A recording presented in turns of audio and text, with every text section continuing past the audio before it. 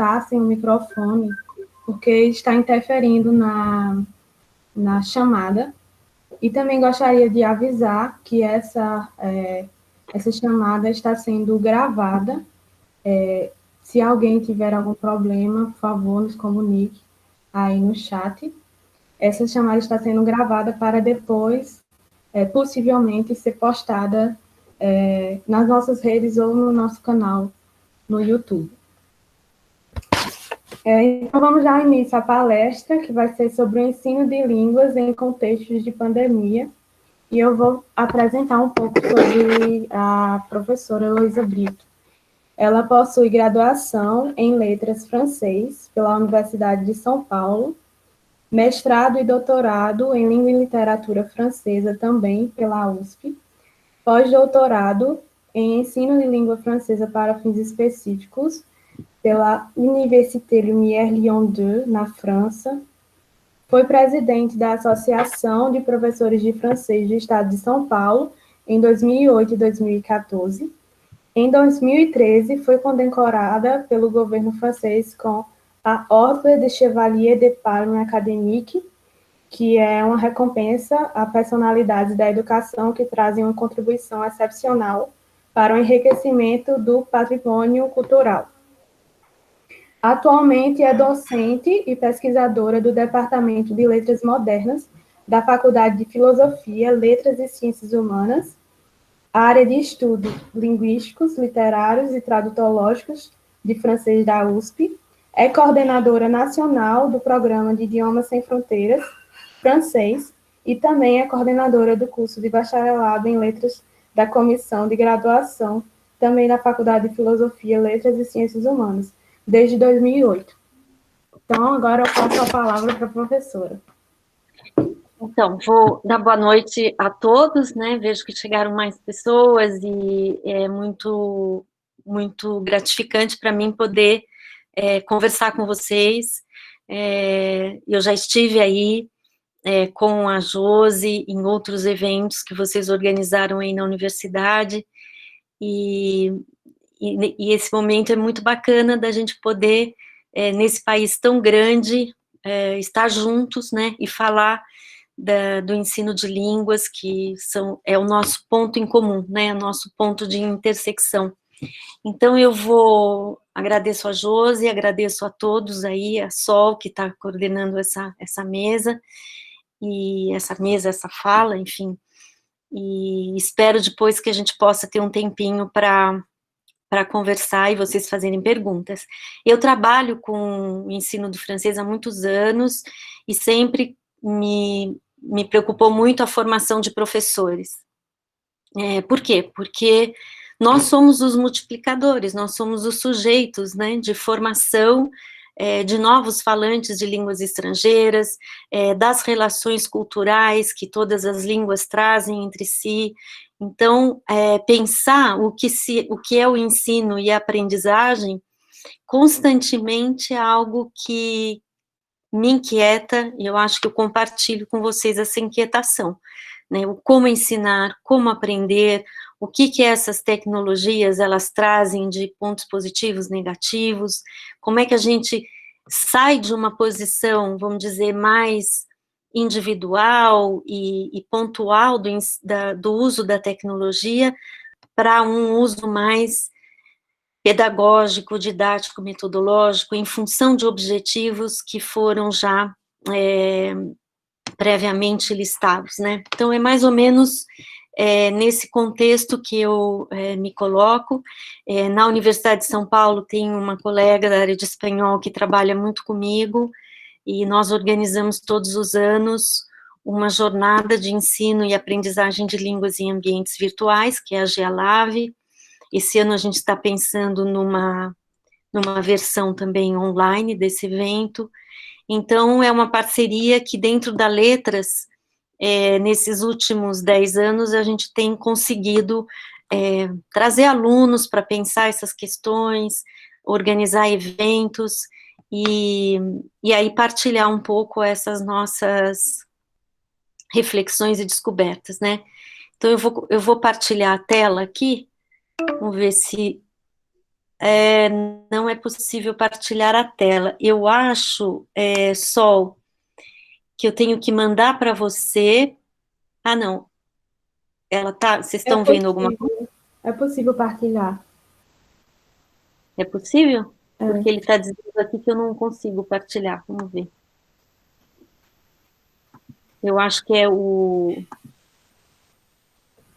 Deixa eu ver se ele vai. Partager. Acho que agora vai. Vocês estão vendo alguma coisa, não? Sim. Sim, sim. Sim? O Elô, rapidinho, é só atrapalhando você, só para fazer referência ao professor Michel Fossi. Michel Fossi é o nosso RI, é uma espécie de pró-reitor de internacionalização, veio também ver você, porque Boa noite. ele que está dialogando com a gente, o ISF, é o Michel. Michel Fossi, Certo. então, estava por aí, não sei se saiu, se continua, mas ele estava, acabei de ver que ele estava por aí há pouco, viu? Desculpa, obrigada. Eu não estou vendo a tela. Vocês estão vendo a tela do PowerPoint? Não. Sim, sim, Estamos. foi o layout que você escolheu, não foi? Eu acho só que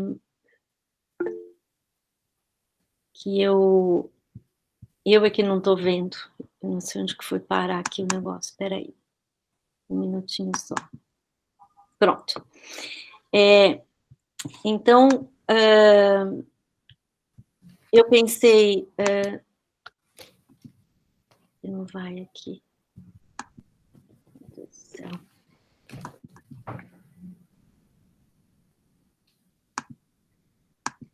Eu vou sair, um minutinho só. Eu vou parar e vou fazer de novo.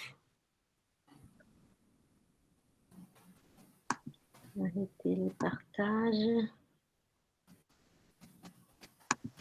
Vou inventar agora. Vamos ver se ele vai.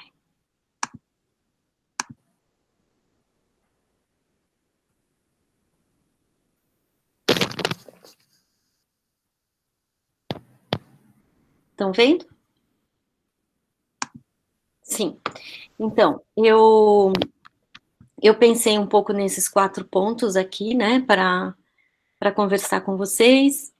E o primeiro deles é um pouco essa noção do que são tecnologias, né? Quando a gente fala nessa palavra, a gente pensa em tecnologias que a gente usa no dia a dia, que são as nossas tecnologias aí do nosso cotidiano, e que ao longo de toda a história do ensino de línguas, elas foram aparecendo.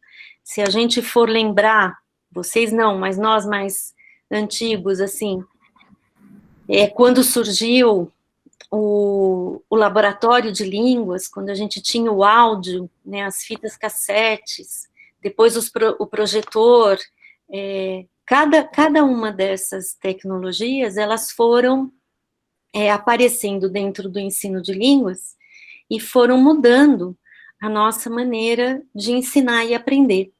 E eu lembro esse projetor aqui, que é um projetor de slide, em que você projeta o slide e nessa época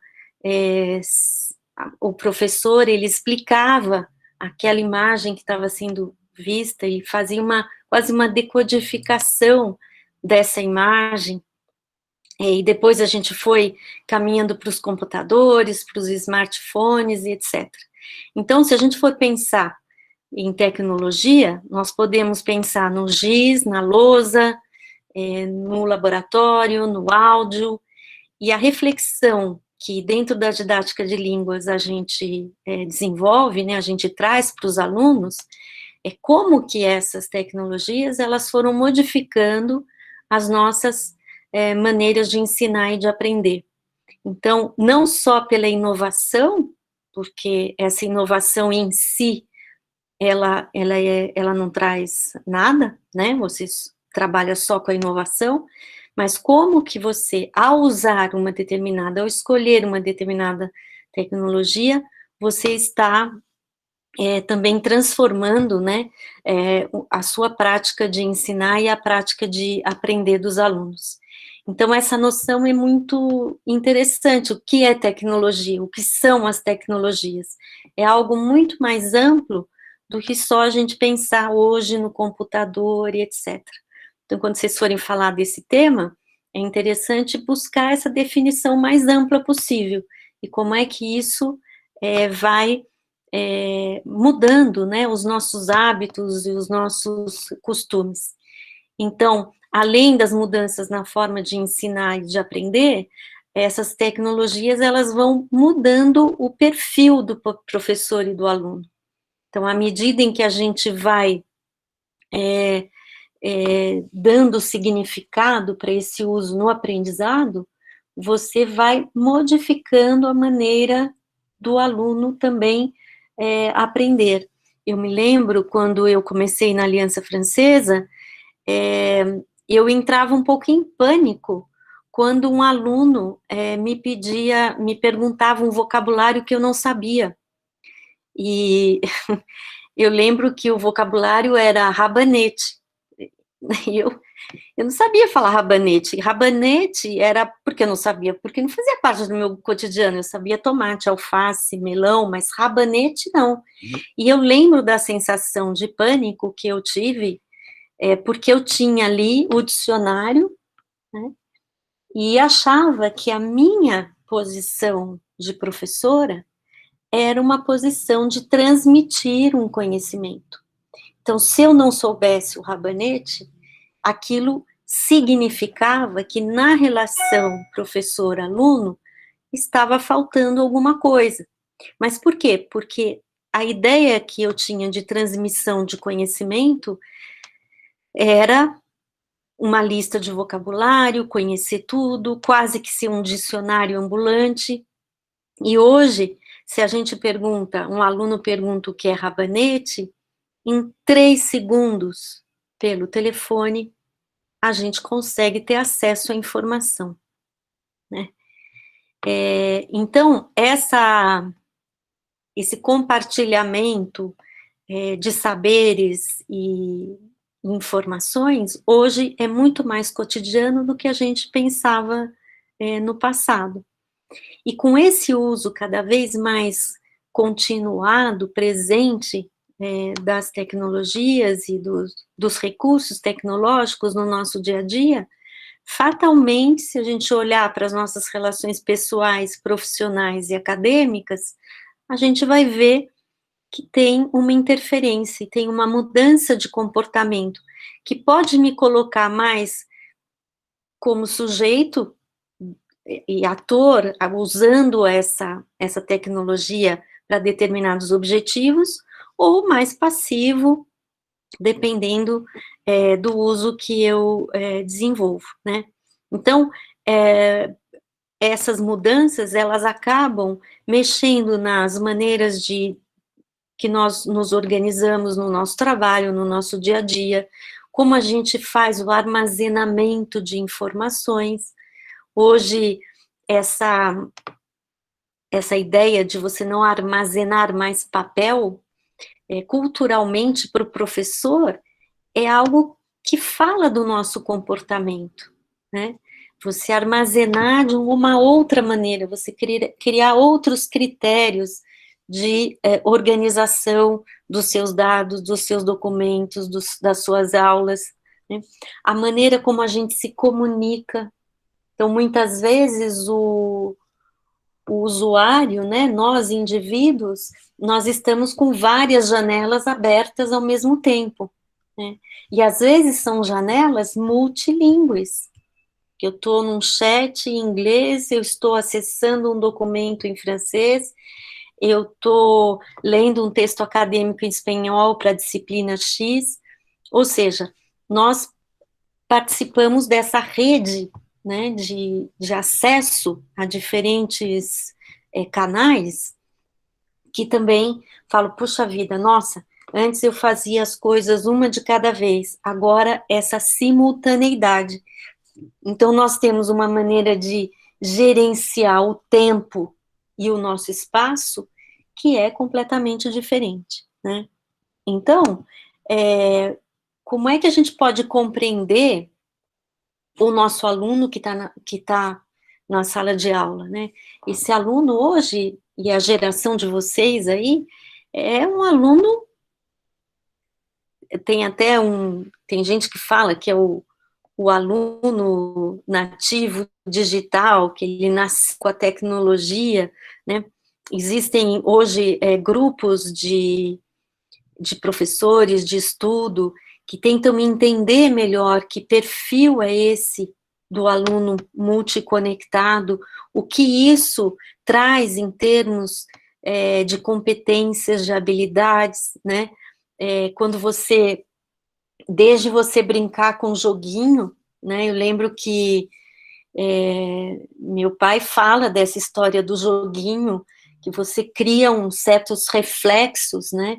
E que isso, cognitivamente, da maneira de você ter reflexos mais prontos, você também altera essa sua prontidão em relação às coisas, né? Então, a gente está mergulhado numa série de recursos e elementos que vão alterando a nossa maneira de compreender o mundo, as nossas capacidades cognitivas e os nossos comportamentos, né?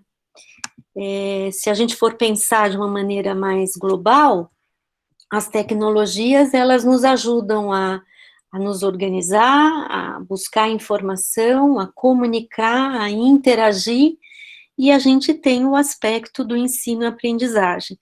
Eu lembro que quando eu comecei a dar aula na USP, tinham muitos alunos que falavam, não, mas eu uso a tecnologia quando eu chego em casa. Eu entro no Facebook, eu navego na internet, mas pensar o ensino-aprendizagem com o uso das tecnologias me soa estranho. Não quero. Eu quero a forma tradicional de vir aqui e assistir a aula, etc. Então, nós estamos num momento em que as coisas, elas não competem, né? Não é ou o presencial ou o virtual, mas a gente pode pensar em como essa imersão tecnológica na qual a gente vive, ela pode também estar sendo usada para o ensino e a aprendizagem. E aí, com essa questão da pandemia, todo esse contexto, ele veio a 100% nos invadindo de uma maneira muito intensa, né? Então, o que a gente está vivendo hoje em termos de tecnologia? Qual que é o papel de o papel da tecnologia no cotidiano pessoal, profissional e acadêmico? Como é que a gente está se servindo de todos esses recursos no dia a dia? Então, se a gente for pensar concretamente nesse momento, é concreto a gente dizer, bom, eu sei mexer com aquele determinado recurso. Isso já faz parte do meu cotidiano. Ah, mas tem um recurso novo que chega aí que eu não sei. Então, a primeira questão é, nós não estamos partindo do zero. Todo o ambiente educacional em que a gente se situa hoje, vai mobilizar os nossos saberes e competências tecnológicas, né? Nós fazemos parte de uma sociedade digital, e isso é algo que precisa ser reconhecido, né? A gente precisa também reconhecer quais são as questões estruturais de cada contexto. O Brasil é um país enorme, a gente tem diferenças na estrutura da universidade, no acesso aos ambientes, à tecnologia, a questão da internet gratuita, a questão do celular, que pega, que não pega. Então, nós estamos sendo chamados a conhecer melhor o nosso contexto, para, inclusive, pensar numa política pública educacional que dê conta dessas mudanças, né? Então, a gente passa a refletir, a sair de um uso mais pontual, que é pessoal e individual, para pensar as tecnologias num uso institucional e voltado ao ensino-aprendizagem. Com a pandemia, isso veio de uma maneira abrupta, né? Então, a gente vê o professor que reclama que ele não foi formado para atuar nesse contexto. O aluno que tem menos condições e a internet dele não pega no celular, como é que ele vai desenvolver as atividades? Qual é essa performance que se espera de um aluno que tenha poucos recursos, vivendo esse momento de pandemia? Então, eu diria que todo esse isolamento, infelizmente, né, atacando assim o mundo todo, ele fez explodir, a gente pensa em francês, nessa fé, éclater toda uma questão estrutural relacionada a uma política educacional dentro do país, a uma política pública, né, de acesso, de inclusão, das mesmas oportunidades para todos. Então, quando a gente pensa a questão do ensino-aprendizagem de uma maneira generalizada, na escola pública, na universidade, na rede privada, etc., a gente se vê diante dessas questões, né? Questões estruturais e questões didático-pedagógicas. Em relação ao ensino-aprendizagem de línguas, o primeiro ponto, né, que a gente tem que pensar é essa sala virtual, o ambiente ou os ambientes. Qual é a plataforma que eu vou escolher? Essa definição, ela não é uma definição ao acaso, ela é uma definição que tem critérios para você escolher.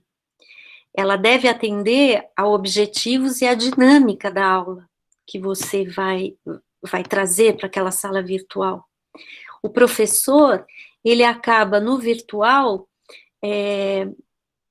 sendo mais explícito em relação às suas ações de ensinar.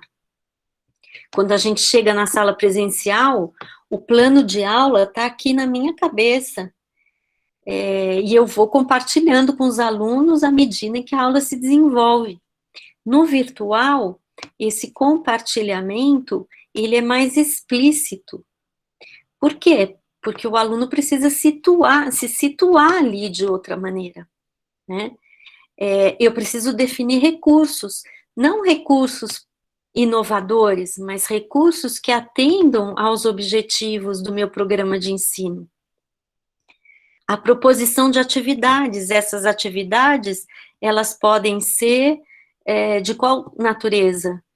Qual é a modalidade de trabalho que eu vou desenvolver? O Google Meet, por exemplo, ele permite esse tipo de videoconferência, mas ele não permite trabalho em grupo, é mais difícil, então você tem que pensar, bom, se eu tenho trabalho em grupo, eu quero favorecer a troca, a interação entre os meus alunos, eu vou ter que pensar em outro recurso, em outro ambiente, né? Então, diferentes questões aí aparecem no nosso cotidiano hoje, que antes faziam parte da nossa ação profissional como professor, e que hoje acabam tendo que ser mais explicitadas do que num outro contexto mais presencial. E aí, o professor em formação, que está dando aula particular, que está na escola, ele pergunta, mas existem ambientes ideais, plataformas ideais? O professor e o aluno, eles devem trabalhar em um ambiente ou em vários ambientes? O que determina essa escolha? Para a primeira pergunta, a gente pode dizer assim, bom, trabalhar num plano ideal nunca é bom, porque não existe esse plano tão ideal e universalizante, né? Você olha o contexto, você vê as condições do contexto. Um ambiente ou vários ambientes? Depende dos meus objetivos, depende dos critérios com que eu vou montar a aula, né? Então, nas reflexões que eu tenho feito, eu digo que no ensino-aprendizagem de línguas, o ambiente e a plataforma, eles têm duas funções, vamos dizer, dois papéis. Um papel que é institucional e o outro que é pedagógico. Por que que ele é institucional? Porque o ambiente, ele deve necessariamente ser reconhecido pela instituição. Ele tem que ser oficializado, a instituição tem que dizer, aqui nessa instituição nós usamos tal ambiente. Porque, na medida em que ele é reconhecido institucionalmente, você dá acesso a todos os alunos. Na hora que eu abro uma sala virtual, o sistema puxa os alunos inscritos. Então, eu tenho certeza que ali a comunicação e a interação, elas vão chegar para cada aluno, né? Mesmo que o aluno desapareça, que ele não esteja presente, eu sei que por aquele canal institucionalmente reconhecido, ele vai ter a informação correta. Então, esse é um princípio que é bem importante. E o lado pedagógico, que é o professor usando o ambiente. Então, é fundamental que a gente tenha um ambiente em que eu possa registrar o andamento do curso. Isso vale para aulas particulares, aula em escolas, aula na universidade. Por quê? Porque eu registro o fazer, a ação de ensinar que está ali, é a ação de aprender. Não é um bate-papo num chat, não, ali é o meu ambiente profissional, portanto, eu tenho que dar significado para essa sala, e eu tenho que informar o aluno de como vai ser o plano de atividades daquela aula, um primeiro momento, um segundo momento. Essa explicitação, ela é muito mais necessária no virtual do que no presencial, porque no presencial, eu lembro quando eu dava aula na escola, eu dei aula durante 12 anos numa escola de ensino fundamental, e eu sempre olhava para a lousa e eu reservava a parte da direita para o roteiro de lição de casa. Ou seja, o aluno, na hora que ele olhava a lousa, ele sabia se encontrar dentro daquele ambiente e que aquela parte da lousa era a parte da lição de casa. Então, aqui no virtual é a mesma coisa. Eu não posso dizer, vamos fazer a aula hoje no Google Meet e vamos conversar sobre a pandemia. O nosso fazer profissional, ele não pode ser tão espontaneísta. Ele tem que ter significado. E isso, cada vez mais, a gente fala de um país que não valoriza o professor, os nossos salários, a gente sabe que são salários baixos, então a gente precisa significar o nosso fazer profissional. Para distinguir o falante da língua francesa que passou 3 anos na França e chega aqui e acha que vai dar aula de francês, não vai dar aula. Ele tem um conhecimento linguístico de comunicador, mas ele não tem o conhecimento didático, metodológico que a gente aprende no curso de letras. Então, à medida em que eu posso significar esse espaço, eu estou dando sentido para o meu fazer profissional. Então, isso é uma coisa muito, muito importante. E a escolha de atividades, vocês sabem que a gente tem basicamente 2 modalidades no virtual, né? A modalidade síncrona e a modalidade assíncrona. A modalidade síncrona é quando o professor e o aluno, eles estão ao mesmo tempo. Então, essa atividade hoje é uma atividade síncrona. Nós compartilhamos o mesmo tempo e o mesmo espaço virtual. E a atividade assíncrona é quando o professor e o aluno realizam as atividades, cada um no seu tempo e cada um no seu espaço.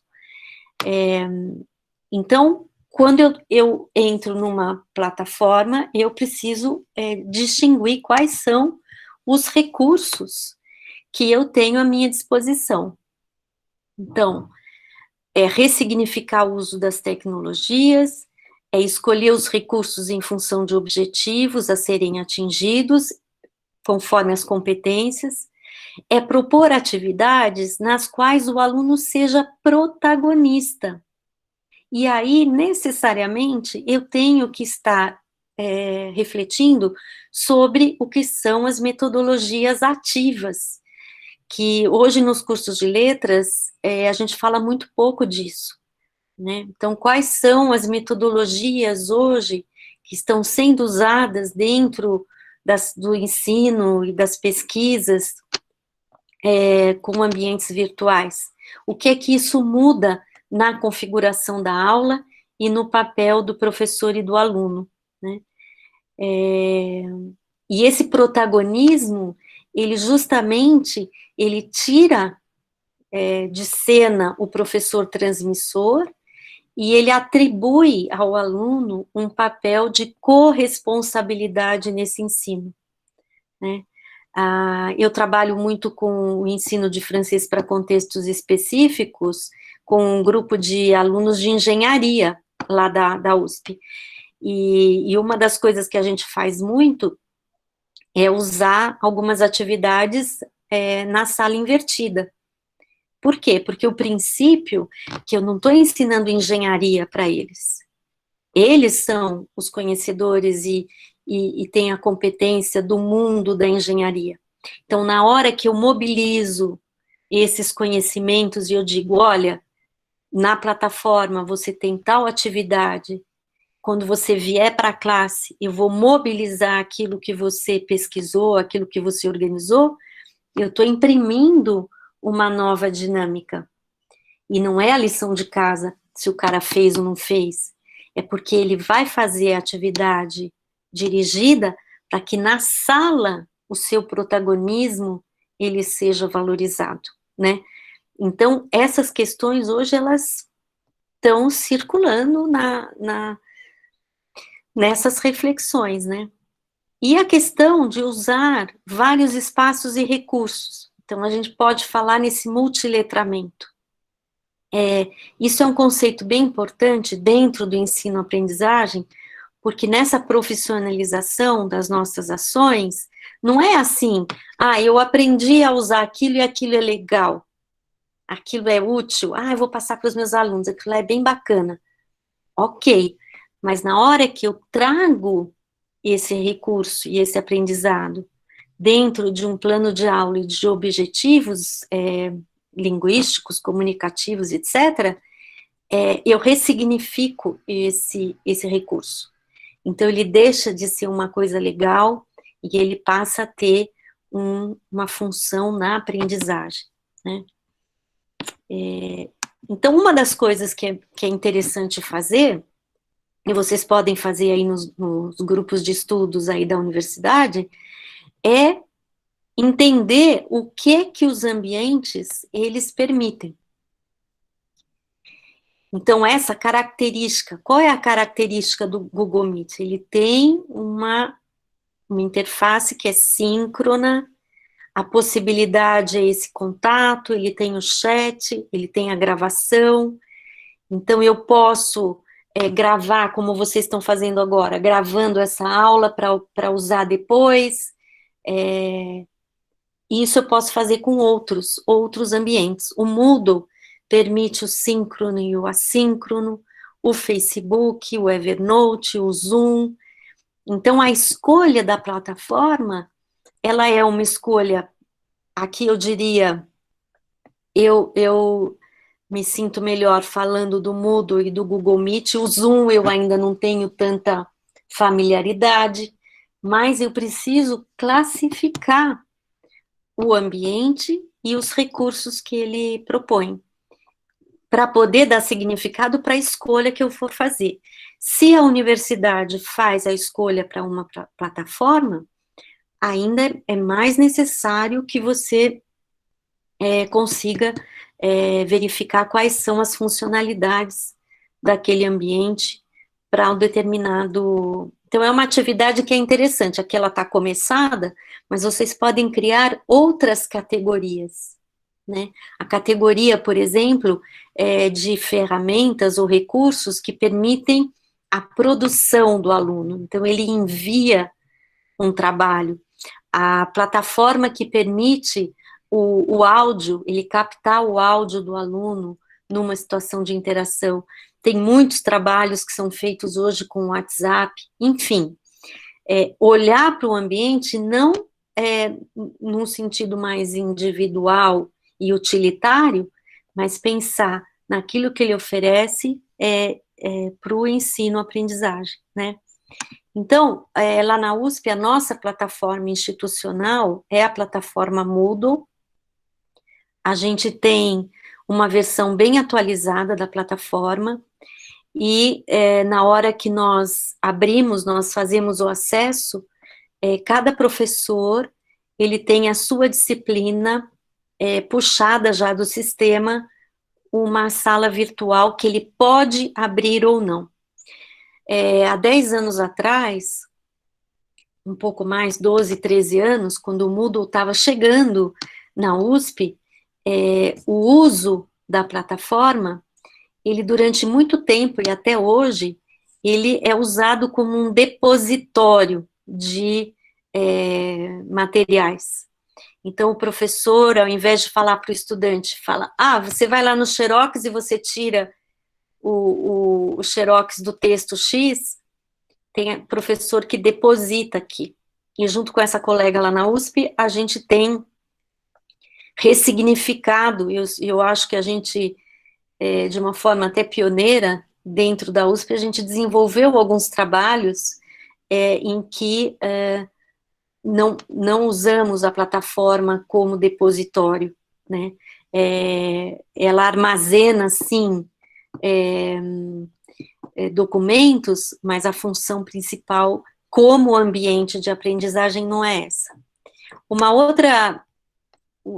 então, esse apoio às disciplinas permitem a gente dar conta dessa organização, da informação, da comunicação, da interação e do ensino-aprendizagem, né? Além disso, você configura a plataforma, né, o ambiente, na língua estrangeira na qual você está ensinando. Então, esse recurso é importante. Se na universidade de vocês a escolha for pelo Moodle, precisa perguntar para o responsável tecnológico da universidade se dá para configurar as línguas, porque você amplia de uma maneira enorme a imersão e o contato do aluno com a língua estrangeira. Então, isso é algo que antigamente, lá nos anos 60, nossa, eu pagava caríssimo para comprar um jornal francês, porque era aquilo pontual. As fitas, cassetes, não precisa fazer conta da minha idade, gente, eu sou bem velhinha já, mas lá atrás custava uma fortuna a porcaria da fita cassete, né? E aqui não, aqui com o ambiente você coloca o aluno em situação de interação e comunicação na língua estrangeira. O que o Moodle permite? Que você crie o ambiente. Então, você escolhe a foto, você pode colocar um vídeo, você pode gravar um vídeo seu de boas-vindas para o aluno na língua estrangeira. Isso eu ainda não fiz, eu coloco essa mensagem de boas-vindas ainda escrita, mas você vai sentindo o potencial do ambiente para ir também inovando e deixando a sala virtual um pouco mais humanizada, né? Tem trabalhos que já estudaram isso, em que medida, né, o ambiente virtual, ele traz componentes afetivos e humanos, né? Como é que isso se materializa aí nos diversos ambientes. Depois ele permite os recursos, né? Quais são os recursos que tem aqui? Os que eu mais uso são esses aqui, né? E também a enquete aqui que aparece, a enquete, o questionário. A tarefa é quando o aluno, ele me envia a produção escrita dele. Então, eu abro esse recurso, ele pode ser uma tarefa de reflexão, pode ser uma tarefa de sistematização de algum aspecto, pode ser um texto argumentativo, relacionado a algum tipo de temática que está sendo tratada na aula. Na hora que ele me envia, eu tenho a possibilidade de dar o feedback oral, por áudio, ou um feedback escrito, ou os dois. O diálogo é uma ferramenta aqui que é um acompanhamento individual com cada aluno. Então, eu usei esse diálogo com os alunos da Escola Politécnica, porque eles tinham que fazer um exposé para mim, um seminário oral de final de curso, e eu não queria que ficasse aquela coisa de última hora, nos 10 minutinhos eu vou fazer a apresentação e eu apresento lá. Como tinham etapas a serem seguidas, eu fui olhando cada um dos slides e cada uma da apresentação. O fórum, ele é assíncrono, e ele permite que você lance uma temática e deixe por um determinado tempo. Então, você compartilha reflexões, você pode anexar também arquivos. Então, tem uma ampliação, vamos dizer, de um ponto de partida inicial, você amplia a reflexão com todos, né? O glossário e o wiki são duas ferramentas que a gente pode usar em colaboração. Então, vamos supor que você tem uma temática, um campo lexical X, que você está trabalhando com os alunos, a gastronomia, por exemplo, você organiza esse glossário para cada aluno escrever um tópico. Então, ele entra, um verbete, né? Ele entra com uma determinada palavra, ele põe a definição, ele põe o gênero, e ele dá um exemplo. Então, você pode determinar aqui como que o aluno vai usar esse glossário. E o Wiki é uma produção e uma colaboração coletiva, em que você coloca 2 ou 3 alunos, 2 alunos em geral, para trabalhar em cima de uma produção em colaboração. No que se refere à organização e informação, ó, eu explicitamente na sala, eu dou o passo a passo. Então, tem textos para ler e eles têm que fazer o jornal de leitura. Então, o que é que faz na primeira leitura? O que é que faz na segunda leitura? O que é que faz na terceira? E aí eles teriam que me mandar. Então, essa explicitação da dinâmica da aula, ela é absolutamente necessária.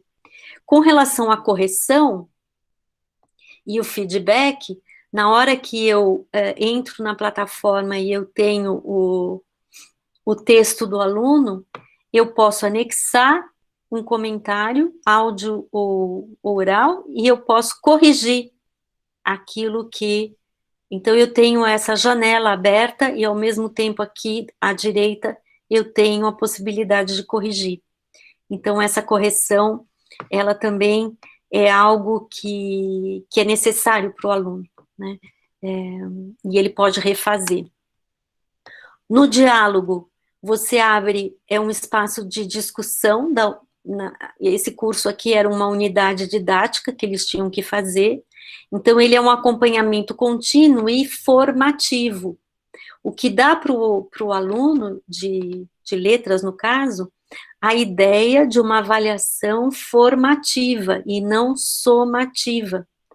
Então, à medida em que eles vão desenvolvendo a unidade didática, aparece aqui uma mensagem, e eu sei que aquele aluno postou alguma coisa em relação à unidade didática.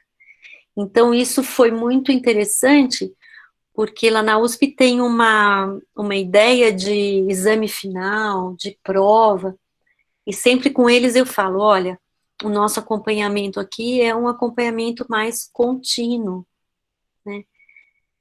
E você vê que tem alunos com dificuldade de aceitar, vamos dizer, esse contrato da aprendizagem, de se colocar em situação de acompanhamento contínuo, preferindo que tenha só o exame final lá, né? Mas, enfim. E aqui é o espaço do diálogo, ou seja, eu dou um feedback, eu coloco o arquivo e ele, em seguida, ele responde. Então, esse suivi, que a gente fala em francês, ele é algo que vai se materializando, não numa ideia, mas concretamente pelo uso da ferramenta. E eu estou insistindo nessas observações aí, porque uma vez que nós, colegas, futuros colegas aí da área de letras, a gente consegue trabalhar dessa maneira, acaba sendo um aprendizado que a gente leva para a vida toda. Quer dizer, eu posso discutir teoricamente o que é um feedback, o que é autonomia, o que é avaliação formativa, mas pelo uso da ferramenta, eu posso concretizar isso de forma mais explícita. Então, o ambiente virtual, ele me permite isso. É óbvio que é mais trabalhoso. Um professor que tenha 100 alunos na sala, ele não vai escolher o diálogo como trabalho. Talvez ele faça suas escolhas com ferramentas mais colaborativas, em que ele possa formar pequenos grupos. Mas no meu caso aqui, eu trabalho com formação de professor e os meus grupos, eles não são numerosos, então são alunos com os quais eu posso desenvolver esse acompanhamento dessa maneira, né? Então, se eu penso numa aula de língua francesa, em que eu vou eu tenho vários objetivos e vários ambientes, a articulação de um ambiente com outro, ela tem que estar relacionada com a progressão da aula que eu quero desenvolver. Então, o Moodle, ele permite o quê? Ele permite que eu registre as etapas da aula. Então, o aluno, ele não fica perdido. Ele entra lá e ele sabe, eu não participei da atividade síncrona, mas aqui a professora está explicando que a aula teve 3 etapas. Ele sabe que ele tem que participar do fórum, aquilo está dito ali. Então, ele vai no fórum e ele interage com os colegas dentro do tempo dele, dentro do espaço que ele quer reservar para o estudo. Se eu faço eu preciso que ele visualize um vídeo no YouTube para que eu possa trabalhar na sala de aula depois, eu posso deixar isso indicado, o link do vídeo e depois recuperar com o aluno. O encontro síncrono, o Google Meet permite que isso ocorra. Então, é um grande grupo, nós estamos aqui em 30 pessoas. É possível essa fala, mas vocês vejam que é uma fala, em francês a gente fala magistral, quer dizer, ela é expositiva. Aqui eu tenho a representação de um modelo, que é um modelo bem tradicional. O professor fala e o aluno escuta. Agora, se eu coloco isso como uma etapa da aula, e eu passo por uma atividade de favorecimento da produção oral dos alunos, que é fundamental na língua estrangeira, eu vou usar um outro recurso. Eu vou usar esse recurso Zoom, que está todo mundo falando, que permite o trabalho em grupo com 40 minutos. Então, 40 minutos, se eu organizo uma atividade de produção oral a partir de um vídeo que o menino, ele viu, se eu organizo 40 minutos, a orientação dessa atividade essa tarefa que os meninos vão desenvolver, ela tem que ser absolutamente guiada. E ela tem que ter um objetivo. E aqui no Zoom dá para gravar também, e o professor pode circular de um grupinho para o outro. Então, vocês vejam que aqui nós estamos falando de um letramento, multiletramento tecnológico, né, em que a escolha de 3 ambientes para uma aula só, ela tem razões de ser, ela tem significado, né? O que muda, o que incomoda, vamos dizer, para o aluno? É que ele tem que sair de um ambiente e ir para o outro. Então, essa cultura de aprendizagem é que a gente ainda não tem tão desenvolvido. E que nesse momento de pandemia, a gente está aprendendo a fazer. Então, eu entro no Moodle para saber como vai ser a aula. Ali no Moodle eu tenho o link do Google Meet para ver a fala da professora com todo mundo, e depois eu tenho as atividades repartidas num terceiro momento. Então, nós estamos falando de uma cultura de ensino e uma cultura de aprendizagem que, de uma maneira super potencializada, ela está sendo vivenciada nesse momento de pandemia, né? Aí, tentando já ir para a conclusão, né? O papel do professor nessa direção, né, de ressignificar a sua ação, ele demanda organização, ele demanda planejamento, e ele é um facilitador da aprendizagem. Então, ao refletir sobre o ensinar, a gente desenvolve de uma maneira muito potencializada o nosso papel de professor pesquisador. Ele fica mais explícito, porque a gente deixa mais clara todas as etapas que a gente vai desenvolver. Eu não diria que ele se horizontaliza totalmente, porque na relação do ensinar e do aprender, você tem troca de conhecimento, e você tem um saber acumulado do professor que o distingue do aluno, mas que ele não representa mais aquele professor transmissor puramente. Isso é algo que a gente pode vivenciar com vários exemplos, né? Então, essa ideia de que eu preciso situar o meu aluno na sala virtual, eu preciso desenvolver o que são atividades dirigidas com o passo a passo. O professor, ele faz o seu próprio letramento digital, mas é de uma maneira consciente, não é espontânea e intuitiva, né? O professor hoje precisa valorizar cada vez mais a sua expertise, para não ser intuitivo. Eu faço isso porque isso é legal, eu faço isso porque isso dá certo, né? Volta, reflete, né, sobre o planejamento, como foi a sua realização e o que atingiu de objetivo ou não. Então, a escolha da modalidade da atividade, ela determina a participação dos alunos. Aqui, nesta modalidade magistral, expositiva, é o professor que fala e o aluno escuta. Na hora que eu favoreço, pelo uso da ferramenta, uma participação do aluno, eu estou horizontalizando e eu estou fazendo esse aluno ser mais sujeito de seu próprio aprendizado. Então, esse aluno, ele vai aprender a colaborar, a interagir, ele vai ser mais ativo e participante, e não simplesmente repetidor. Vocês vejam que tem vários sites da internet com exercícios estruturais de gramática que remontam aos anos 60, quando a gente fazia o laboratório, porque eles são estruturais. Então, quando eu faço uma pesquisa de análise de sites de línguas aí que tem pela internet, eu posso identificar qual é a concepção metodológica que está ali por trás, que gerou aquele produto daquele site.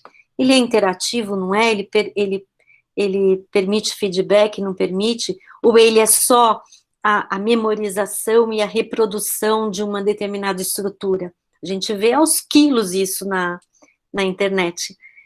Vocês devem conhecer aquele aplicativo Duolingo. Eu tinha uma época aí que eu estava querendo aprender inglês e pelo celular eu falei, vou pôr o inglês aqui, né? Todo mundo está falando desse Duolingo, vamos ver o que acontece. E eu fui indo, e ganhava os pontinhos, e fazia as coisas, e fazia as associações lá, uma coisa super de memória e mecânica. Mas eu ia no dentista, usava lá o aplicativo, ok, tudo bem. Teve um dia que eu estava no dentista, e eu não gosto de ir no dentista. Então eu falei, ai meu Deus, vamos lá, eu vou brincar com o Duolingo. Só que eu já estava irritada por estar no dentista. Aí tinha uma frase lá assim, para eu traduzir a frase. O pato come arroz. Falei, gente, não é possível, eu tenho que traduzir esse troço, eu não vou fazer isso. Aonde é que eu vou dizer essa frase? O pato come arroz. Em termos de objetivos do que a gente estuda de línguas estrangeiras, é uma frase completamente imbecil. Desculpa o termo chulo. Mas eu fiquei tão irritada, até me irrita agora, eu fiquei tão irritada, que aí eu pensei comigo, o que é que este cara está ensinando? Falei, bom, não é o vocabulário, porque a gente já tinha passado por todo o zoológico, e o pato, eu sabia como falava pato em inglês. Aí eu falei, ele está ensinando a usar o artigo correto, o pato. Então, atrás daquele exercício, daquela frase muito boba, tinha um objetivo gramatical de checar se o usuário, no caso eu, se eu sabia usar o artigo para dizer o pato come arroz. Bom, fui no dentista e deletei o Duolingo, nunca mais eu fiz nada no Duolingo. Eu acho até que ele deve ter modificado algumas coisas, porque tem muitas línguas, mas eu pensei, não, gente, eu estou aprendendo a escrever esse tipo de frase, isso não é comunicativo, isso é gramatical, isso é estrutural, né? E acabei escrevendo até um artigo sobre isso daí, comparando as coisas. Mas, enfim, fecho parênteses. Eu tenho sangue mineiro, então aí eu fico contando os causos, mas é para dizer que quando você dá significado para o uso de um recurso, você muda completamente a relação, você entende por que é que você está usando aquele recurso ou não, né? Então, na perspectiva que eu acredito, o aluno, ele passa, utilizando as metodologias aí mais ativas, o aluno, ele é corresponsável de forma explícita pela sua aprendizagem. Então, você interfere na cultura de aprendizagem do aluno, né? E aí, para terminar, pensando na formação de professores em tempos de pandemia, que é o nosso caso, né, vocês estão de passagem pelo curso de letras, mas daqui 2, 3 anos são nossos colegas e a gente vai estar aí juntos participando dos eventos e etc., é importante entender que não há uma oposição entre o trabalho presencial e o remoto, né? E a gente chama remoto, à distância, virtual, como é que é a terminologia, né? Nós precisamos dar sentido para essas terminologias. São modalidades diferentes que podem ser complementares. Então, esse receio de que tudo vai acabar no Brasil e a gente vai passar para o virtual, eu acho que não, porque eu acho que a gente tem que defender o ensino público e gratuito presencial e tem que entender em que medida esse momento que nós estamos vivendo, ele pode nos trazer reflexões importantes do século XXI e de como essas tecnologias podem estar a serviço da formação dos alunos. Então, é um momento que permite a reflexão e a formação, a reformulação de práticas de ensinar e aprender, você mobiliza saberes individuais e coloca-os em coletivo, em função de um determinado projeto. Inevitavelmente, há um letramento digital para professor e para aluno, então a gente não pode negar que a gente tem à nossa disposição todos esses recursos, né? E, sobretudo, estando na universidade, é um espaço de ensino, pesquisa e extensão. O nosso momento na universidade, ele tem que estar pautado por essas reflexões e projetos, então a participação em grupos, de ser monitor, enfim, que a gente possa aproveitar de forma bem bacana e grande tudo aquilo que é ensino, que é pesquisa e extensão. Então, era mais ou menos isso que eu queria dizer para vocês. Vamos agora ouvi-los, gostaria de ouvi-los e agradeço a oportunidade. Gente, quem quiser fazer perguntas, pode fazer ou pelo chat, ou pode ligar o microfone também.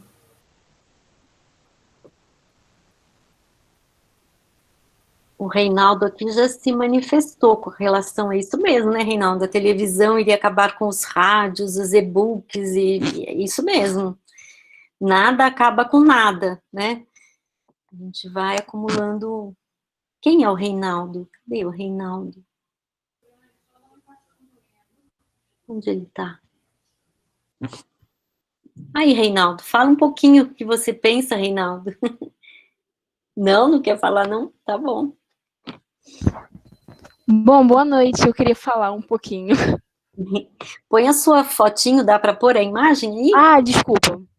Pronto. Aqui.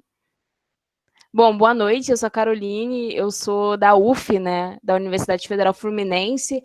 Eu acabei de colar grau, né, eu sou professora, né, formada de Letras e Francês por lá.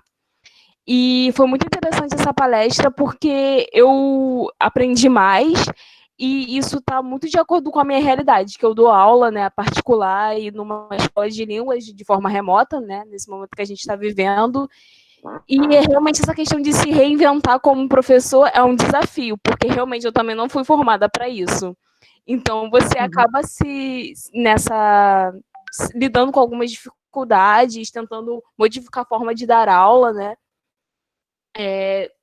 A escola de línguas que eu trabalho tem uma plataforma específica, mas essa plataforma deu muito problema, os meus alunos não se adaptaram, foi uma situação muito complicada, mas aí eu adotei, né, e a coordenadora pedagógica falou para a gente usar o Zoom. Eu tenho mais conhecimento do Zoom, e ele também tem quadro branco, aí por isso minha preferência também de usar esse recurso no lugar de outros, e realmente tentar mudar a prática docente todo dia. Então, assim, está sendo um desafio para mim, e eu acredito que para outras pessoas, então, assim, é sempre bom estar aprendendo.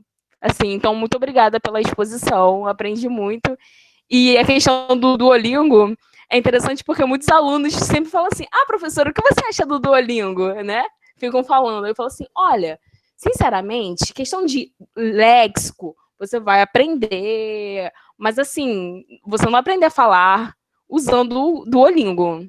Eu acho que é mais questão lexical, estrutural, mas se tornar um falante de uma língua estrangeira, tem outros meios. Aí eu falo assim, usa um aplicativo para falar com estrangeiro, que é Tandem, por exemplo.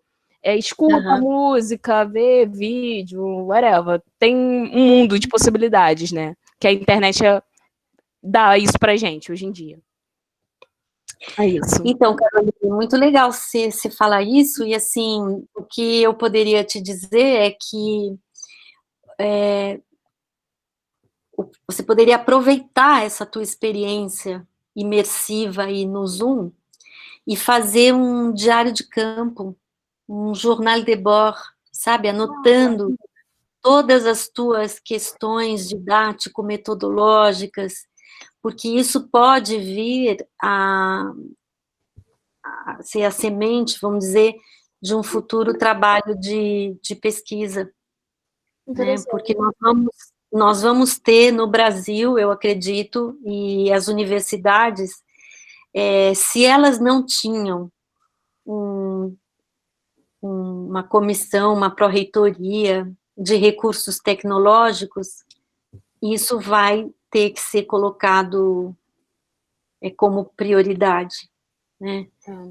Então, acho que nesse sentido, a política educacional de ensino superior, ela vai ter que trazer uma modificação profunda nos cursos de letras, que, como você falou, a gente não tem poucos cursos de letras com disciplinas de tecnologia, ensino de línguas e tecnologia, nós na USP não temos.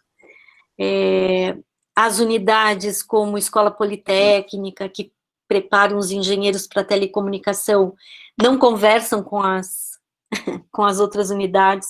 Então, a Poli lá na USP é super tecnológica, faz um monte de coisa, e nós lá na Letras ficamos num sofrimento para usar X ou Y. Então, eu acho que para o pensamento na universidade, o objetivo de um dos eixos da universidade vai ser um investimento grande em tecnologia. Então, se você já puder ir guardando relatos dessa sua experiência, pode ser de áudio mesmo, no celular, ou no seu caderno, enfim, você vai ter elementos para formar um projeto de pesquisa no futuro. É interessante o que você está falando, porque eu pretendo fazer meu mestrado em FLE, né?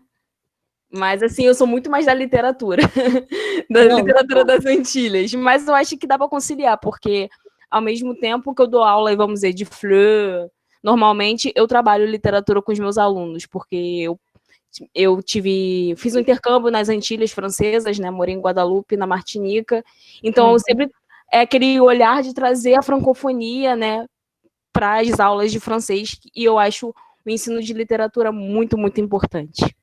Sim, com certeza, e você pode pensar, por exemplo, em autonomia, pela experiência com a tecnologia, você pode pensar num curso de extensão para ensinar literatura das Antilhas, né?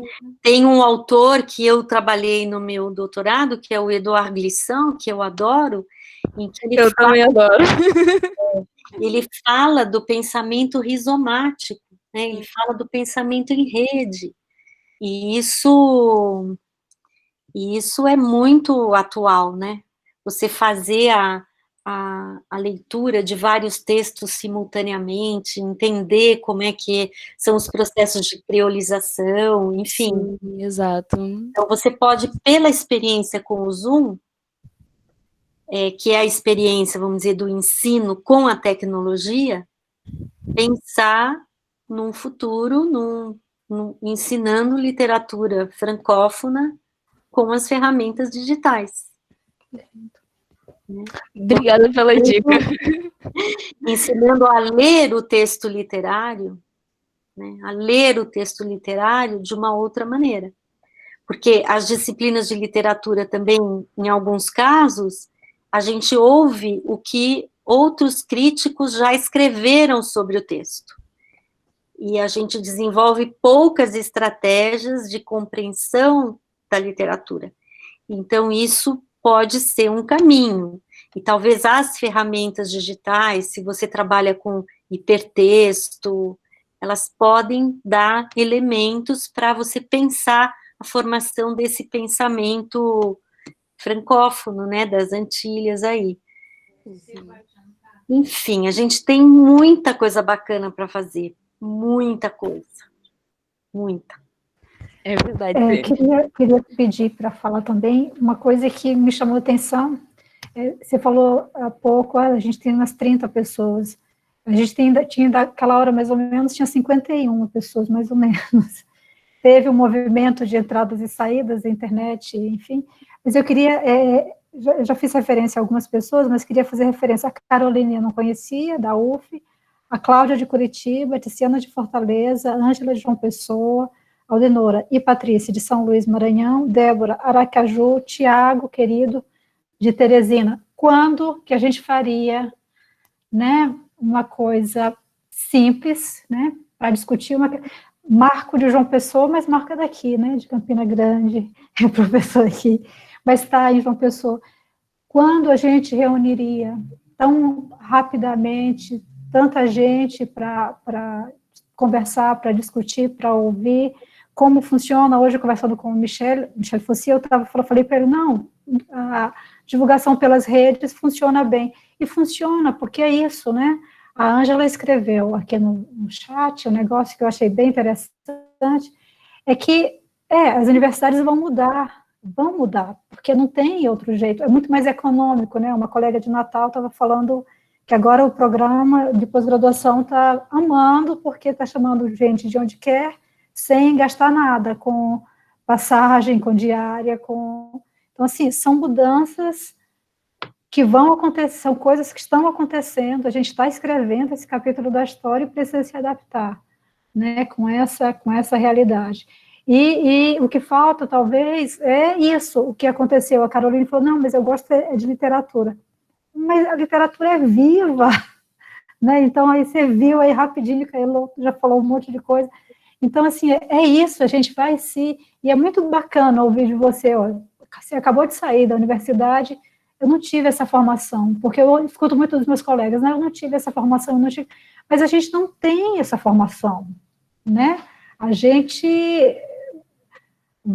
está aprendendo a ter essa formação, tá aprendendo junto. Nas nossas reuniões, a Heloísa sempre diz, não, a gente está aprendendo. Assim, eu acho que ela sabe, eu acho que outra colega do Rio Grande do Sul, Maria Clara, a gente acha que elas sabem tudo.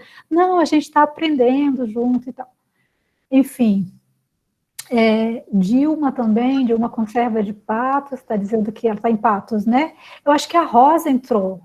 Não sei se a Tiziana falou que a Rosa entrou. É isso, Tiziana? A Rosa entrou, parece que ela está aí, a Rosa de Porto Alegre, Rosa, querida. Talvez não tenha microfone, mas era isso que eu queria falar, gente. A gente está... Boa noite. Boa noite. Eu quero um oizinho aqui para vocês. Vocês estão me vendo? Sim. Sim. Sim. Sim. Aqui é uma gaúcha falando de Santa Maria. Meu nome é Vanderlei, eu sou professora de francês, né, graduada da UFSC, e eu dou aula num curso de línguas. E também se sentiu desafiado, né, porque nós estamos fazendo através do Google Meet, essa continuidade, né, das aulas.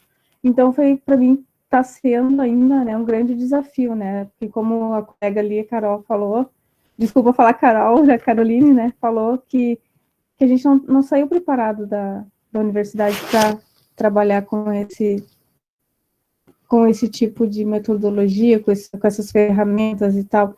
E eu, como sou também mais antiga, então eu vou aprendendo muito com a gurizada. Os meus alunos me ensinam muita coisa, assim, é muito legal, sabe? E fica leve, né? Porque daí tu chega, daí tu diz, olha só o que eu fiz aqui, não consigo clicar, socorro, me ajuda. Aí eles vão lá, eles te ajudam, sabe? A gente se diverte. Mas realmente não é mole, não. E foi muito bom com vocês, Heloísa, foi um prazer. Eu creio que a Maria Clara, até foi ela que me passou esse convite, né? Ela estava em orientação, talvez por isso ela não tenha participado. Uhum. Um abraço para todos e foi um prazer. Acho que o que eu tenho aprendido também com os alunos, né, a gente aprende, tem aluna que me ensina uma coisa na segunda-feira, na segunda seguinte ela já está há anos-luz de mim e eu ainda estou lá aprendendo o que ela... então, o letramento digital, né, quando a gente fala, a gente pensa às vezes em aprender a usar, né? E eu já tive a experiência de aprender a usar, e depois, porque eu não usei, eu esqueci de como eu usava, né? Então, quando você dá o significado para a sua aula, eu tenho a impressão que fica mais claro por que usou aquele recurso e por que aquilo... Então, é essa passagem, né, deixar essa coisa mais intuitiva e dizer assim, eu não vou aprender a usar isso, porque isso é muito complicado, mas não, eu vou usar aquilo que eu vou dar significado para a aprendizagem. Então, aí muda completamente, e aí a gente fixa mais o passo a passo da escrita, do uso, né, da tecnologia. Então, não é uma coisa em que você vai pondo a pilha, né, de coisas. Quantos recursos você aprendeu a usar hoje? Quantos aplicativos você tem no celular e você vai empilhando? A ideia não é essa, né? A ideia é você transformar cada recurso num objeto de aprendizagem. Então, aí ele toma uma outra significação. E quando eu falei para a Caroline de registro, é também reforçar que a nossa área de conhecimento, ela é uma área que implica ensino e pesquisa. Às vezes, na universidade, a gente é visto como prestador de serviço, porque a gente trabalha no Centro de Línguas, porque a gente oferece os cursos, só que por trás disso tem toda uma área de conhecimento que a gente precisa fortalecer. Tem a nossa expertise em fazer a preparação didática, a formação do aluno. Então, isso tudo, se a gente não valorizar, falar assim, eu dei as aulas lá porque deu certo. Não é que deu certo, é porque teve uma escolha, é porque teve uma razão, né? E isso depende do registro que a gente for tendo. Então, eu falo isso para mim também, porque tem muitas vezes que me passa e eu falo, nossa, podia ter registrado aquela coisa, porque isso é uma ideia autêntica que vem da nossa experiência, né? Às vezes a cultura de aprendizagem no Brasil, ela é uma cultura muito fragmentada, em que você vai empilhando as coisas. E eu acredito que a pesquisa na área do ensino-aprendizagem, ela é algo que emerge da sala de aula como uma questão, a gente pesquisa e volta para a sala de aula, né? Então, se eu estou falando de leitura, e eu estou falando de leitura literária, né, quais são? O que está vindo da sala de aula que eu posso problematizar, eu posso refletir com uma certa distância, e aí mudar a minha prática, né? A gente fala na grande área da linguística aplicada. O que é isso? É a gente olhar para situações de aprendizagem com as quais a gente está lidando, problematizar essas situações, e aí ter um recuo para fazer pesquisa, Então, isso tudo é muito bacana, e torna a nossa área mais sólida, né? Não é qualquer pessoa que dá aula de língua, não é. Dá aula de literatura, não é. Nós temos um lugar, e esse lugar, ele está alicerçado nos 3 pilares da universidade, ensino, pesquisa e extensão, que se comunicam, né? O processo de internacionalização das universidades, ele é isso, né? Quer dizer, você tem todo uma abertura, né, do aluno poder completar os seus estudos por um intercâmbio, ele pode assistir conferências, o funcionário de relações internacionais pode ter espaço para aprender línguas. A gente vive num mundo que está mais interconectado, né? Então, se isso está à nossa disposição, como que nós podemos valorizar as diferentes áreas de conhecimento, né? E o programa Idiomas Sem Fronteiras, e com as minhas colegas aqui do francês, que são já especialistas credenciadas, ele tem um pouco essa função, né? Agora nós estamos vinculados à rede Andifes, e a ideia é pensar num curso de formação de professores à distância para o Brasil todo, né, que é inédito.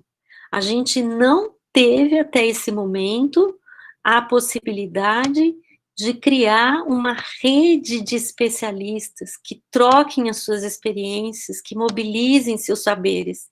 Então, isso é possível pela tecnologia? Sim.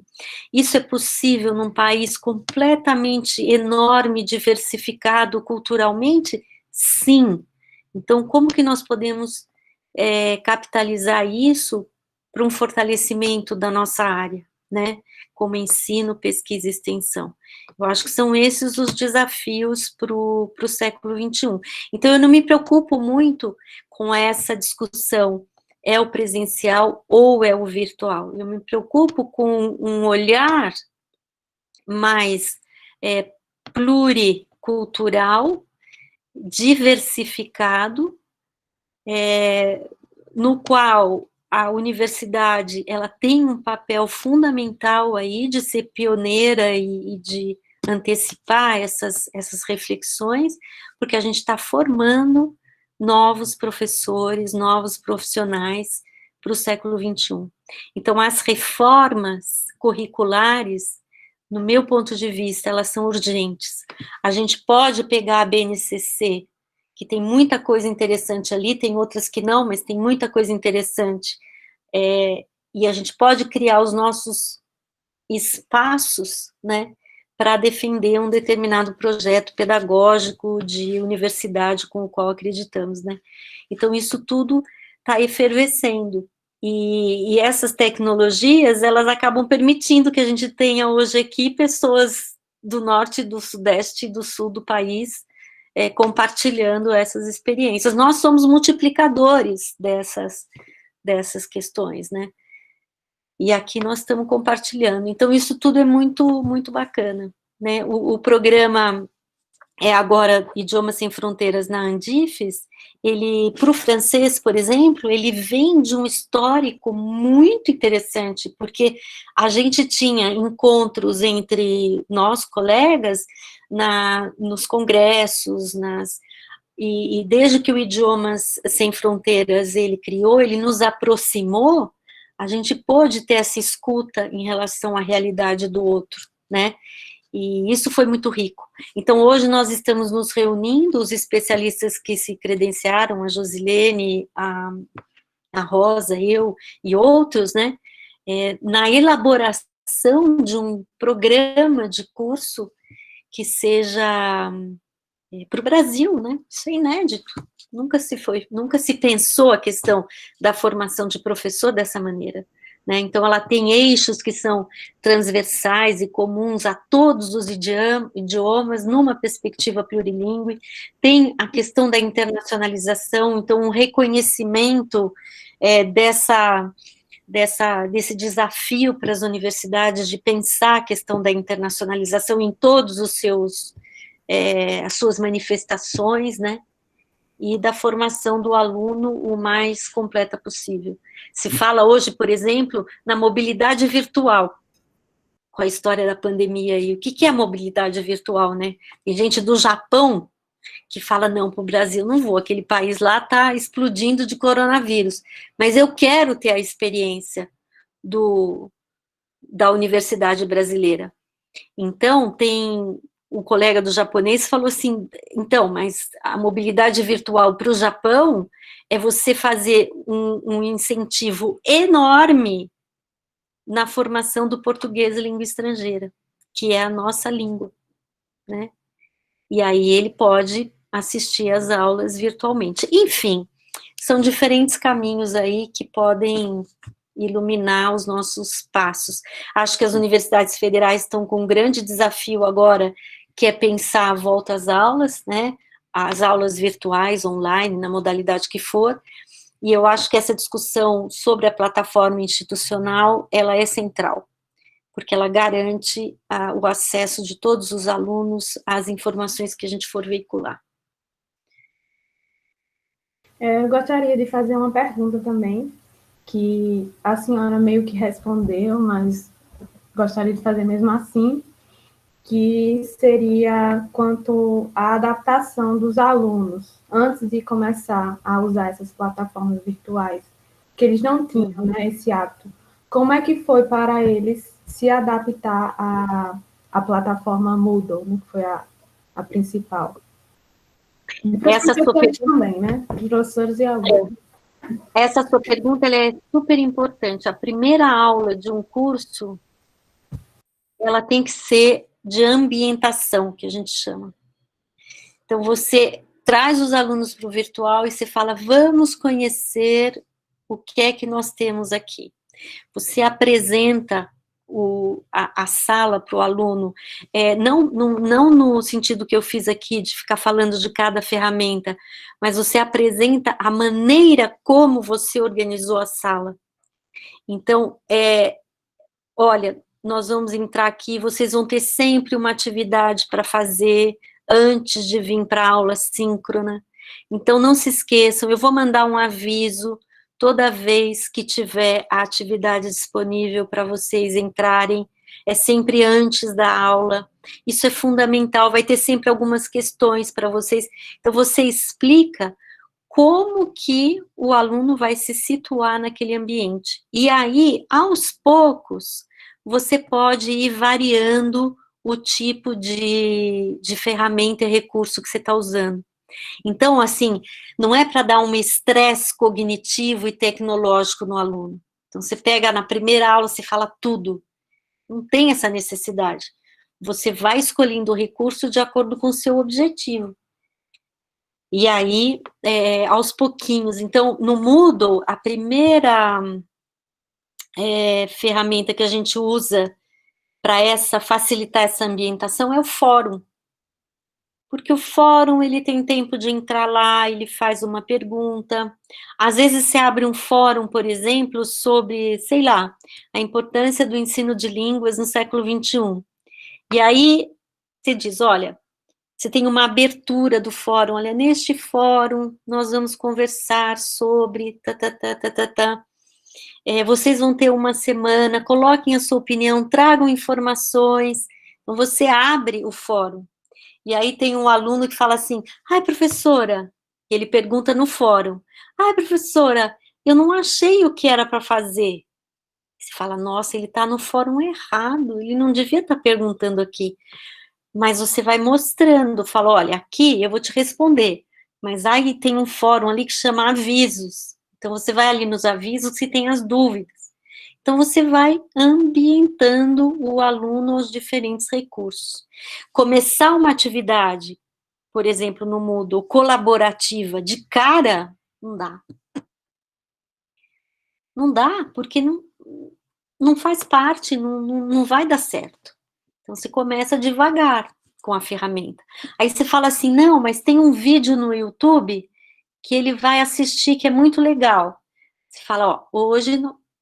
Vocês vão assistir o vídeo antes da aula, aí volta para a sala, no síncrono, e aí você tem uma outra discussão. Então, acostumar esse vai e vem, sai do ambiente, volta para o ambiente, isso é algo que você vai mudando a cultura de aprendizagem e o comportamento para aprender, né? Temos alguns comentários aqui, que não sei se a senhora viu.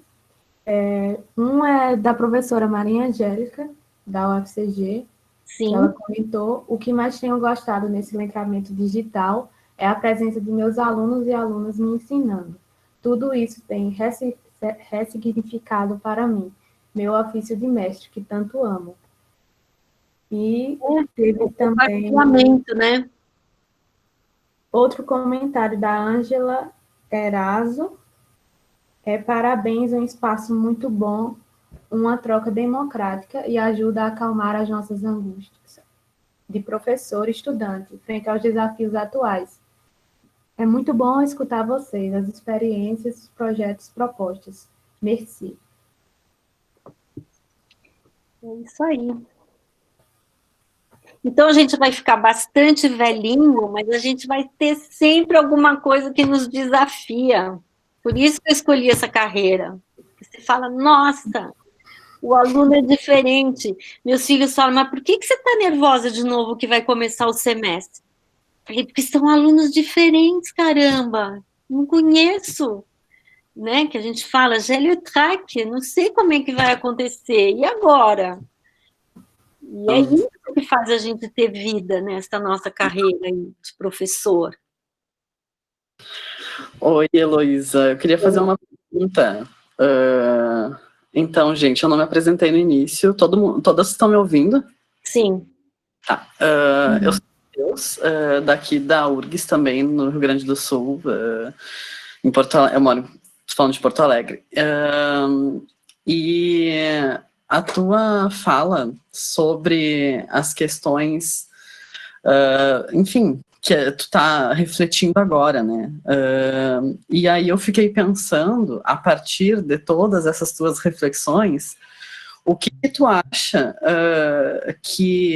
o que a gente pode pensar a partir do que está acontecendo agora, do que vai acontecer depois em relação à mudança, né, a todas as mudanças no sentido didático, metodológico de ensino de línguas, que a gente vai poder tentar melhorar ou aperfeiçoar. Eu pensei isso porque, enfim, a gente tem uma questão muito prática, eu não sei como que está na universidade de vocês, mas na minha está acontecendo uma discussão, enfim, discussões bem frequentes, assim, de voltar às aulas e começar atividades de maneira remota, né? Eu não sei como que está na de vocês, mas aqui é isso que está acontecendo. E daí a gente entra num impasse muito, muito importante, que é os professores que talvez sejam aptos e consigam continuar essas atividades de maneira remota, talvez eles tenham um nível de letramento digital um pouco melhor do que a maioria, e também existem professores que têm uma certa formação com o ensino à distância ou ensino remoto.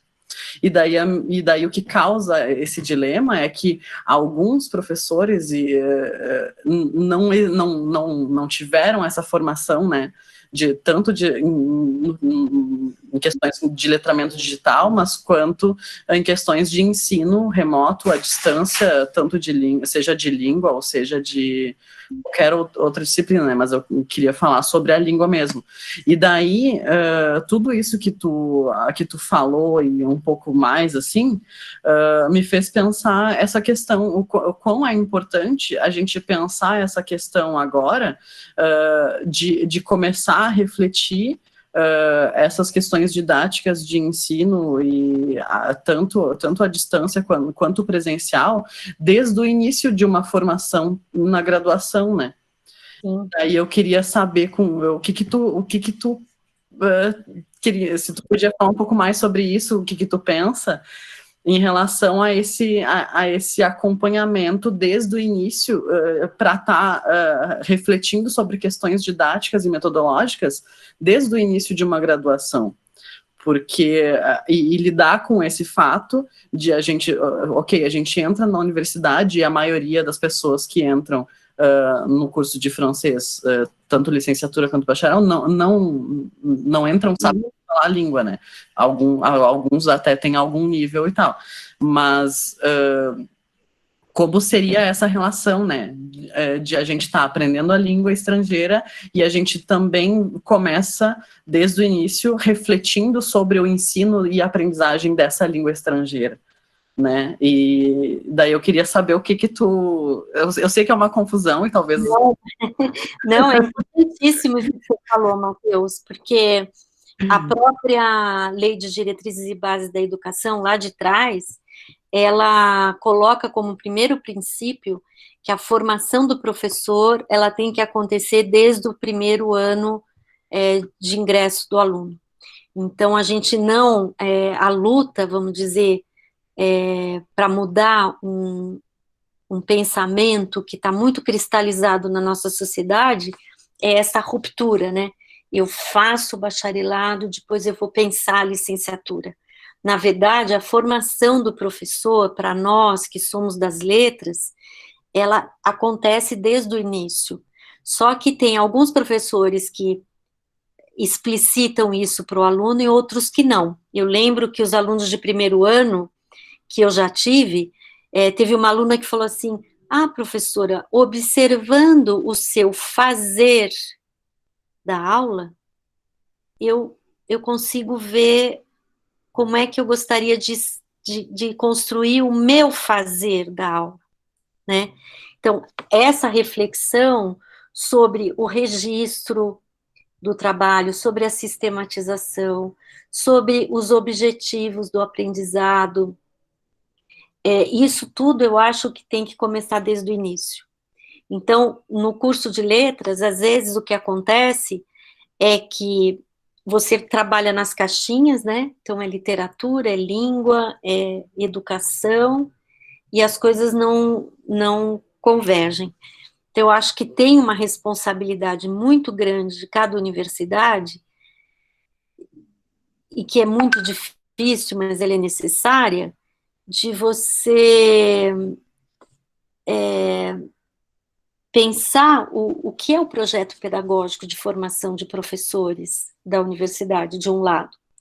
Do outro, qual é a política linguística que a universidade ela desenvolve. Então, tem um nível mais macro, que é um nível das instâncias, e que nós, participando de departamento, de comissões, etc., a gente precisa começar a interferir nisso, né, num nível mais macro.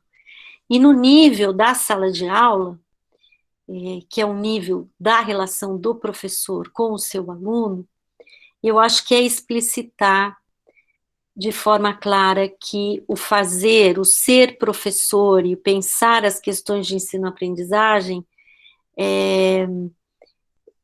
são sólidas, quer dizer, as questões que envolvem as teorias de aprendizagem, as metodologias, né, quando se fala em metodologias hoje de maior empoderamento do aluno, as metodologias ativas, o que é que eu estou dizendo? Que esta teoria que eu aprendo, ela não está descolada do meu fazer.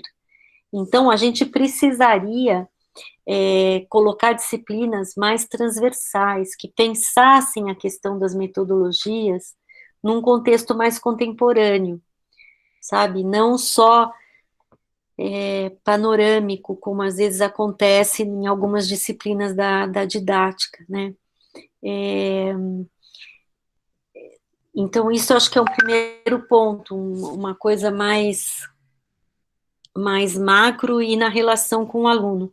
Depois, você tocou na questão da sala de aula, né, do aluno ir refletindo sobre isso. Eu acho que as universidades, cada uma tem um projeto, e os alunos também trabalham e estudam ao mesmo tempo, mas o momento de estar na universidade, ele pode ser melhor aproveitado pelo aluno. Eu lembro que teve uma aluna minha, há muito tempo atrás, eu cheguei na aula assim, e eu falei assim, então, o que vocês fazem aqui na universidade? Aí, era um curso noturno. Aí eles falaram, professora, a gente assiste aula. Falei, como assim? A gente assiste aula? Falei, professora, a gente trabalha, a gente vem, a gente assiste aula. Falei, mas vamos ver, o que a universidade está oferecendo a mais? Aí a menina ficou com aquilo na cabeça e passou, aí ela falou assim, professora, eu gostaria de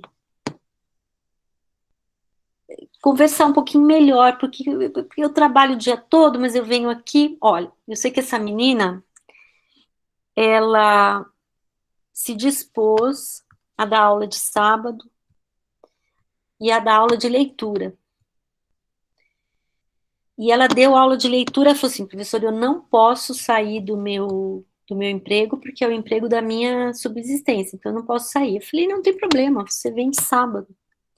Olha, ela começou a dar aula de leitura, conheceu a intercompreensão, que é uma coisa que a Joseline trabalha também, fez uma iniciação científica comigo, ela falava assim, professora, mas pode?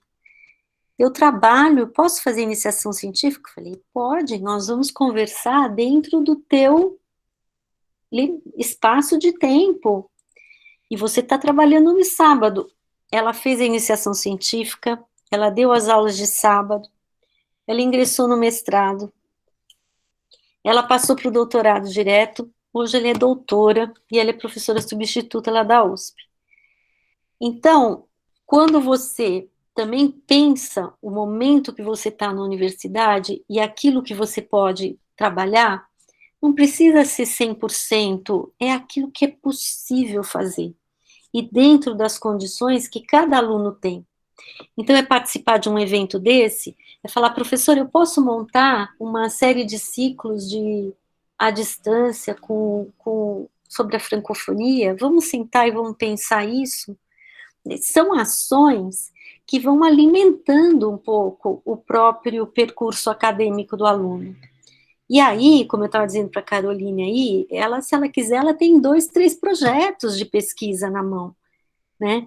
E isso, no nosso meio, é a continuidade, né? Para quando tiver velhinho lá, você vai agregando. E quando você agrega, você vai dando um significado diferente. Então, eu acho que tem que mudar o curso de letras, a gente tem que dar mais espaço para os alunos, para eles fazerem coisas interessantes, a gente tem que incentivar o aluno a refletir sobre o seu próprio aprendizado e a registrar esse aprendizado, a ter experiência no centro de línguas, nos cursos extracurriculares, enfim. A gente tem que viver essa universidade, essa formação.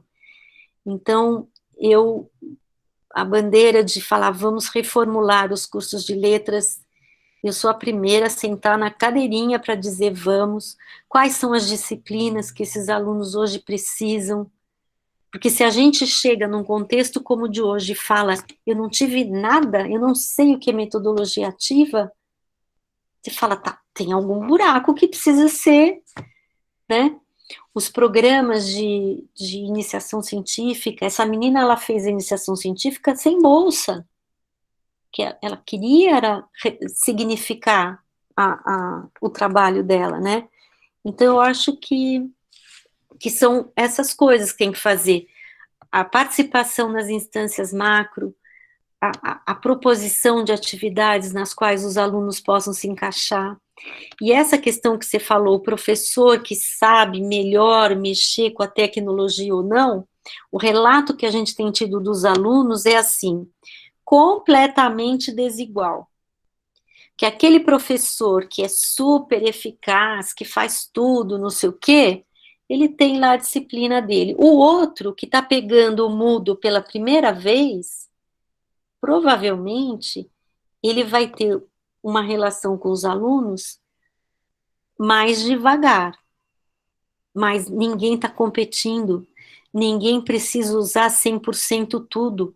A gente está fazendo atividade remota, que estão pautadas em um programa de ensino, então é importante registrar, olha, nós estamos tratando do ponto X do programa de ensino, para ficar registrado que foi feito algo, e depois que essa pandemia acabar, a gente conseguir a vacina para voltar às aulas presenciais, a gente pode dizer institucionalmente qual é a porcentagem de validação das aulas remotas. Então, a gente tem discutido aqui na USP que você pode ter uma escala. Eu posso validar 40% até 80%. E quando voltar, eu faço os 20% de aula prática. Então, essas são questões de gestão. Outra questão que a universidade tem que discutir é a questão jurídica, que nós estamos gravando um monte de aula e as imagens de todo mundo. Você tem uma lei jurídica que a universidade tem que discutir, né? Eu posso colocar ali um termo de consentimento dizendo, estou ciente que eu não posso reproduzir a aula, papapá. A plataforma institucional, ela já garante isso, que você está dentro da instituição. Agora, se eu começo a a viajar na maionese, a começar a fazer várias coisas fora, como é que eu vou validar as aulas que foram feitas? Então, essa diferença. E entender que uma aula de 4 horas presencial, ela não é uma aula de 4 horas virtual. Então, a carga horária, ela é diferente também. Não em relação ao conteúdo que você está ministrando, mas a atenção que você quer do aluno 4 horas na tela. Você tem um desgaste cognitivo que é enorme. Então, não é uma transposição do presencial. Todas essas questões, hoje, com a pandemia, fazem parte do nosso cotidiano. E a gente precisa entender como que a gente vai gerenciar cada uma delas. E os alunos também têm que falar, né? Nós agradecemos muito a presença de todos os professores. Foi muito boa a palestra. E é muito interessante também ver que nós temos professores e alunos de todos os lugares do Brasil que estão interessados em ter esse conhecimento, em aprender, né, cada vez mais. Eu tenho muito orgulho dos meus colegas, dos meus professores, que todos são muito afetivos e todos gostam muito do que fazem, né? Pelo menos demonstram muito gostar. Eu acho isso muito importante. Então, gente, nós vamos encerrar a nossa palestra de hoje, lembrando que amanhã nós teremos uma outra palestra também, no mesmo horário, que será com a professora Viviane da UFCG, que ela vai falar sobre Sêneca e a felicidade. E também lembramos a vocês que vocês podem nos seguir nas redes sociais, no Facebook e também no Instagram, que é @PetLetrasUFCG, que lá nós estamos informando, colocando todas as coisas. Muito obrigado. Obrigada, gente. Eu adorei estar com vocês. Foi ótimo. Obrigada, Heloísa. Muitas pessoas disseram sempre, fala muito inspiradora, que você transmite muito cuidado, carinho, paz. Então, queria agradecer muito por você ser quem você é, né? Porque foi, a gente foi necessário que ela foi ela, né? A Ângela também, tem um monte de gente conhecida. Olha, a Ângela até ligou a câmera para você ver. Então, também é muito inspiradora. Muitos comentários aí sobre a fala muito bacana. Então, obrigada a professora Aldenora, que parabeniza também, a Cláudia. Tem uns comentários aí, eu fiz questão de registrar, porque como vai ficar gravada, então todo mundo vai poder se ver depois, né? A Cláudia está aí, então, também ligou a câmera. Então, obrigada, gente. Obrigada a todos vocês. Tchau. E São Luís, Maranhão e até. Até mais, gente. Obrigada. Obrigada, viu? A gente se